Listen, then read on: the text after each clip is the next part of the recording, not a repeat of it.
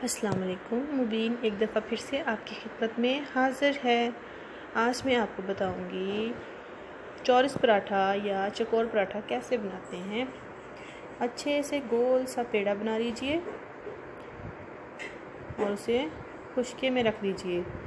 और याद रहे, पेड़ा नॉर्मल जो रोटी का पेड़ा होता है उससे थोड़ा सा बड़ा होना चाहिए साइज़ में, क्योंकि पराठा थोड़ा मोटा बेलना है। सबसे पहले पेड़े को गोल बेल लें, अच्छे से बड़ा फैला लें बेलने पर।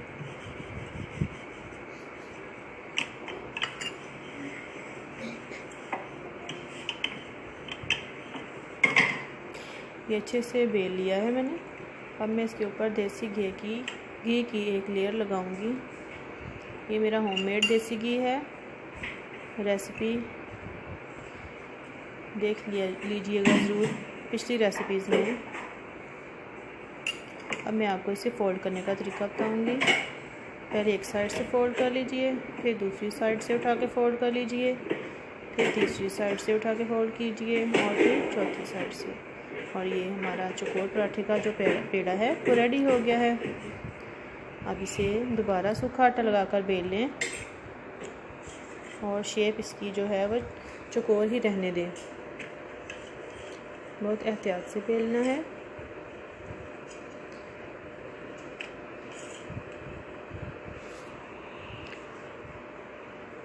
बच्चे हमारे जो हैं वो आजकल रोटी या पराठा शौक़ से नहीं खाते हैं, ब्रेड वगैरह शौक़ से खाते हैं। इसलिए शेप नॉर्मल रूटीन से हटकर बनाने की कोशिश करें ताकि हमारे बच्चे थोड़ा बहुत कुछ खा लें, क्योंकि जो रोटी में ग़िज़ाइयत है वो किसी और चीज़ में नहीं।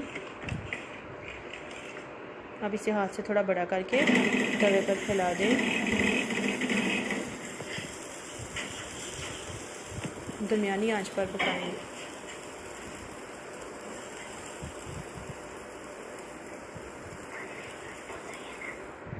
जब एक तरफ से सिक जाए तो फिर इसकी साइड चेंज कर लें।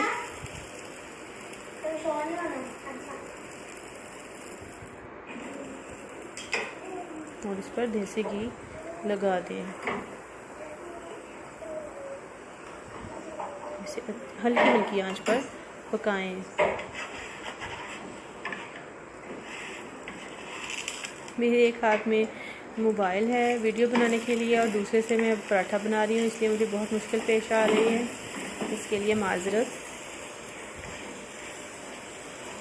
अच्छा सा जब गोल्डन कलर आ जाएगा तो हमारा पराठा रेडी हो जाएगा। तैयार है। अब मैं आपको एक और बनाना बताऊंगी। नॉर्मल रोटी की तरह पेड़े को बेल लें।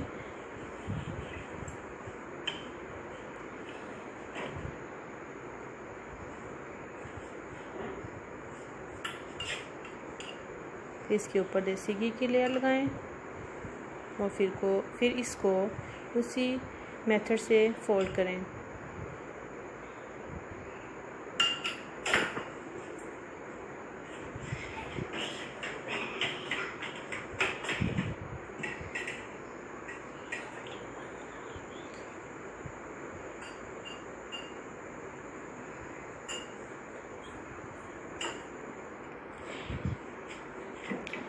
उसी तरीके से इसको बेलकर तवे पे डाल दिया है मैंने।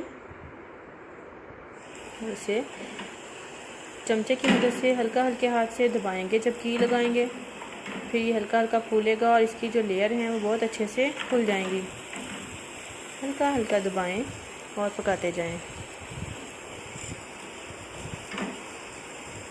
अचार के साथ, सालन के साथ, केचप के साथ बच्चों को पेश करें, बड़ों को पेश करें। मुझे दुआ में याद रखिएगा।